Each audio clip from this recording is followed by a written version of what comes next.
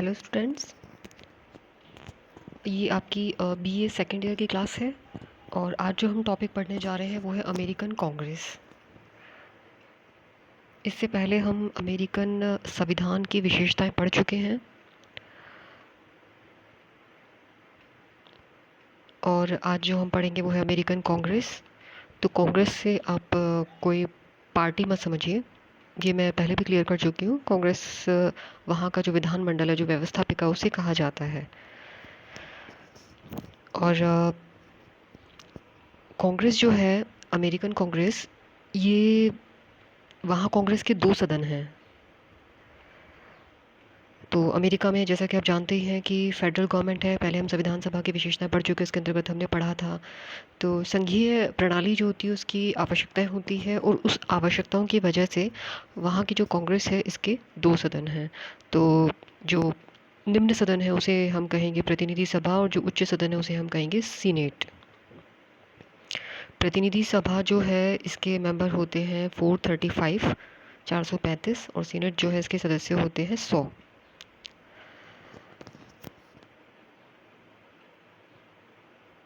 अब देखिए, आगे हम बढ़ते हैं। तो व्यवस्थापिका है, दैट मीन्स क्या करेगी? कानून का निर्माण करेगी, संशोधन करेगी। ठीक है, तो ये सब जो कार्य होते हैं व्यवस्थापिका के होते हैं। अब यहाँ जो व्यवस्थापिका है उसका नाम है कांग्रेस। तो कांग्रेस ये सब कार्य करेगी। और अमेरिका में जो संघीय और प्रांतीय जो विधायिका के जो भवन होते हैं, इनका नाम है कैपिटॉल, CAPITOL। इस प्रकार से आगे हम बढ़ते हैं। अमेरिका जो है वहाँ पे कांग्रेस के दो सदन हैं, यानी कि व्यवस्थापिका जो है उसके दो सदन हैं। एक तो प्रतिनिधि सभा है, निम्न सदन है, और एक सीनेट यानी कि उच्च सदन है। सबसे पहले हम बात करते हैं निम्न सदन की, हाउस ऑफ रिप्रेजेंटेटिव्स, प्रतिनिधि सभा की। तो जो निम्न सदन है उसको प्रतिनिधि सभा कहा जाता है। अगर इसके कार्यकाल की बात की जाए तो वो होता है 2 वर्ष। ये जो अवधि होती है इसको किसी भी तरीके से बढ़ा घटा नहीं सकते हैं। और ये जो सदन है ये 50 राज्यों का प्रतिनिधित्व करता है, इसलिए इसे क्या कहा जाता है? जनता का सदन भी कहा जाता है। आगे हम बात करते हैं इसकी रचना की। तो देखिए, इसमें 435 सदस्य होते हैं, 435। और ये 1962 में यानी कि 1962 में ये संख्या निश्चित कर दी गई थी। ऐसा नहीं था कि स्टार्टिंग से ही 435 सदस्य थे। पहले तो स्टार्टिंग में प्रतिनिधि सभा के जो सदस्य थे उनकी संख्या थी 65 यानी कि 65। लेकिन बाद में जैसे जैसे जनसंख्या बढ़ती गई उसके अकॉर्डिंग जो सदस्य संख्या है वो भी बढ़ती गई।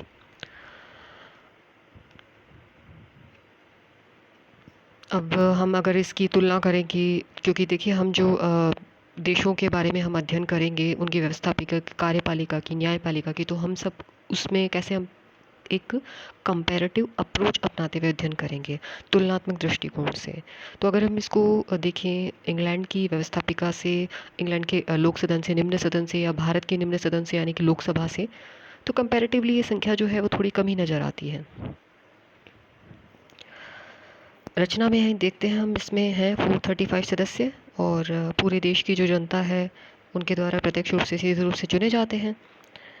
और इस सदन में जो किसी भी राज्य से जो प्रतिनिधि आएंगे तो डिपेंड करता है कि वहाँ की जनसंख्या कितनी है उस पर, इस प्रकार से। तो आगे हम बढ़ते हैं इसके कार्यकाल के बारे में। सबसे पहले हम बात करते हैं इसकी योग्यता की। तो योग्यता जो है, देखिए, 25 वर्ष की आयु प्रतिनिधि सभा का सदस्य बनने के लिए होनी चाहिए। अगर आपको ध्यान हो तो हमारे यहाँ पे भी जो विधानसभा है या जो लोकसभा है उसका सदस्य बनने के लिए मिनिमम कितनी आयु होनी चाहिए? 25 वर्ष। इसके अलावा योग्यताओं में अन्य है कि जो व्यक्ति इसका सदस्य बनना चाहता है वो कम से कम, देखिए, 7 वर्ष तक वहाँ का नागरिक हो, संयुक्त राज्य अमेरिका का। यहाँ पे खास बात यह है कि ज़रूरी नहीं है कि वो अमेरिका का जन्मजात नागरिक हो, मतलब उसका जन्म वहीं हुआ हो, उसको 7 साल से वहाँ की नागरिकता प्राप्त होनी चाहिए। फिर निर्वाचन के समय देखा जाता है कि वो निर्वाचन क्षेत्र का निवासी होना अपेक्षित है, यानी कि निर्वाचन के समय वो उस राज्य का निवासी हो जहाँ से वो चुनाव लड़ रहा है। तो ये तो हो गई योग्यताओं की बात। इसी प्रकार से अगर हम कार्यकाल की बात करें तो जो प्रतिनिधि सभा है इसका कार्यकाल जो होता है वो 2 वर्ष का होता ही है। विशेषाधिकार, विशेषाधिकार जो है प्रतिनिधि सभा के जो सदस्य हैं उनको कुछ प्रिविलेज, कुछ विशेषाधिकार प्राप्त होते हैं।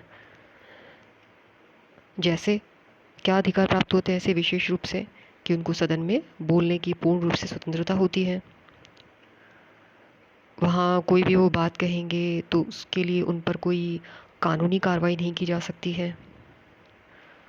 अधिवेशन के दौरान अगर हम सिविल केसेस की अगर हम बात करें तो उनको बंदी नहीं बनाया जा सकता है। लेकिन अगर कोई ऐसा अपराध हो जो बहुत गंभीर हो, क्रिमिनल केसेस होते हैं, देशद्रोह हो गया, तो ऐसे गंभीर अपराध जो होते हैं उसमें उसको गिरफ्तार किया जा सकता है।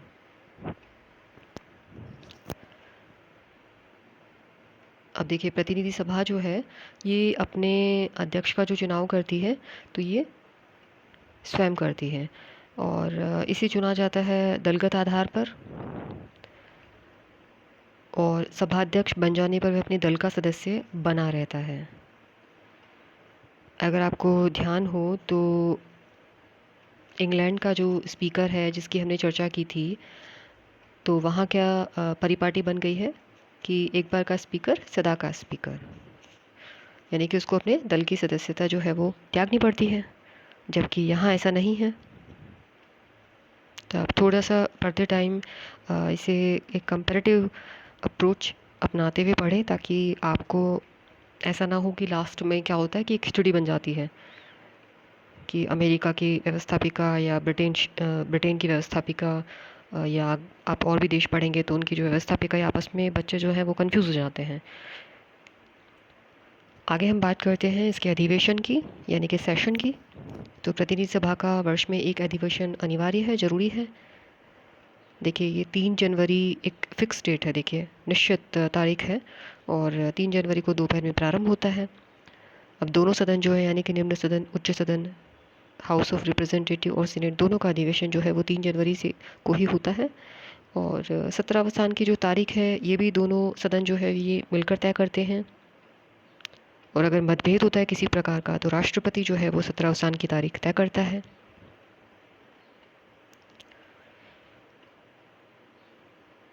आगे ये थोड़ा सा धुंधला आया है, ये इस पेज पर जो हम बात करने जा रहे हैं वो सीनेट यानी कि उच्च सदन की। यहाँ से उच्च सदन स्टार्ट हो गया है। तो अमेरिकन कांग्रेस जो है इसके उच्च सदन को सीनेट कहा जाता है। और आप अगर पूरे विश्व में एक दोनों सदनों के बारे में अगर एक कंपैरेटिव स्टडी करेंगे तो आप पाएंगे कि जो प्रथम सदन है वो क्या होता है, पावरफुल होता है। लेकिन अमेरिका में थोड़ा सा चेंज है इस मामले में। वो क्या कि जो उच्च सदन है वो निम्न सदन से शक्तिशाली होता है। तो यहाँ पे जो कांग्रेस का जो द्वितीय सदन है वो कांग्रेस के प्रथम सदन से अधिक शक्तिशाली है। अमेरिका के हर राज्य को सीनेट में अपने 2-2 प्रतिनिधि भेजने का अधिकार होता है, यानी कि क्षेत्रफल पे डिपेंड नहीं कर रहा है यहाँ पर कि कोई छोटा राज्य है कि कोई बड़ा राज्य है। हर राज्य से एक फिक्स कर दिया गया है कि वहाँ कितने सदस्य भेजे जाएंगे, 2 सदस्य भेजे जाएंगे। तो इस प्रकार से अगर हम बात करें कि वहाँ राज्यों की संख्या अगर 50 है तो सीनेट में कितने सदस्य हो जाएंगे, 100 हो जाएंगे, 50 × 2 100। तो यानी कि एक तरीके से राज्य जो है उनको समान रूप से प्रतिनिधित्व प्राप्त हो गया।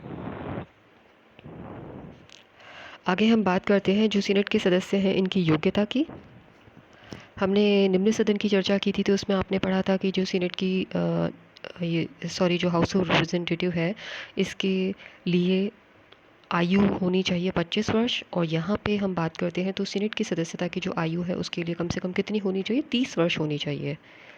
फिर अमेरिका की जो नागरिकता है वो 9 वर्ष की नागरिकता होनी चाहिए और उसी राज्य का नागरिक भी होना चाहिए जिस राज्य से चुना जाना है। अब आपको यहाँ पे कन्फ्यूज़न हो सकता है कि ऐसा क्यों, तो आप इस बात को ध्यान में रखिए कि अमेरिका में 2 प्रकार की नागरिकता होती है, राज्यों की नागरिकता अलग से होती है। तो इसी वजह से उसी राज्य का नागरिक भी होना चाहिए जिस राज्य से चुना जाना है।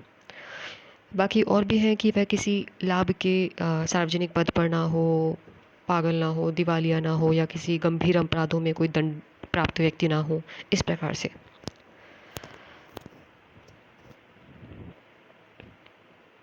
आगे हम बात करते हैं कार्यकाल की। तो देखिए, जो सीनेट के सदस्य होते हैं ये कितने वर्ष के लिए चुने जाते हैं? 6 वर्ष के लिए चुने जाते हैं। और हर 2-2 वर्ष बाद जो सीनेट के जो 1/3 सदस्य हैं ये रिटायर होते रहते हैं। फिर उनके स्थान पे क्या होगा, उनकी सीट जो वैकेंट होगी तो उनके स्थान पर नए सदस्य निर्वाचित हो जाते हैं। पुराने सदस्य जो हैं ये पुनः निर्वाचित हो सकते हैं। तो सीनेट जो है एक तरीके से क्या बन गया इसमें, कब एक स्थायी सदन। आगे हम बात करते हैं विशेषाधिकारों के, प्रिविलेज की। तो देखिए, जो सीनेट के सदस्य हैं, जैसे निम्न सदन के सदस्य होते हैं उनको कुछ विशेषाधिकार प्राप्त होता है, उसी प्रकार से इन सदस्यों को भी कुछ विशेषाधिकार मिले हुए होते हैं। विचार की, अभिव्यक्ति की, भाषण की पूर्ण स्वतंत्रता होना। और सीनेट में जो भाषण दिए जाते हैं उस संबंध में उनके खिलाफ कोई दंडात्मक कार्यवाही भी नहीं की जा सकती है। आगे हम बात करते हैं गणपूर्ति। तो यानी कोरम, यानी कि कार्यवाही संपादन करने के लिए कितने सदस्यों का होना जरूरी है।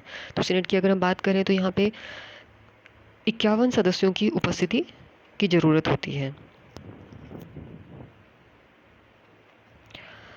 इस प्रकार से देखिए, ये थे निम्न सदन और उच्च सदन के बारे में चर्चा। इसमें एक चीज़ और होती है कि जो अमेरिका का उपराष्ट्रपति है वो सीनेट का पदेन सभापति होता है। पदेन सभापति मतलब कि वो उपराष्ट्रपति होने की वजह से इसका सभापति होता है, एक्स ऑफिशियो। लेकिन यहाँ एक चीज़ ध्यान में रखिए कि वो सीनेट का सदस्य नहीं होता। ठीक है, तो वो कैसे कार्य करेगा फिर? निष्पक्ष रूप से। और ऐसा होता है कि मतदान में वो, यानी कि जब वोट करने का टाइम आता है तब वो तब हिस्सा लेगा जब पक्ष में और विपक्ष में, यानी कि अगर मान लीजिए किसी मैटर पे वोटिंग होनी है, पक्ष में और विपक्ष में दोनों में बराबर वोट पड़े, तो ऐसे में अगर डिसीज़न नहीं हो पाए, और डिसीज़न नहीं हो पाए तो ऐसे में क्या करता है कि वो अपना एक निर्णायक मत दे सकता है। तो ये उसको अधिकार होता है, उसका राइट होता है। तो इस प्रकार से आज हमने चर्चा की है अमेरिकन कांग्रेस यानी कि अमेरिकन व्यवस्थापिका की, दोनों सदनों की। आगे हम चर्चा करेंगे अमेरिका के राष्ट्रपति की। Thank you.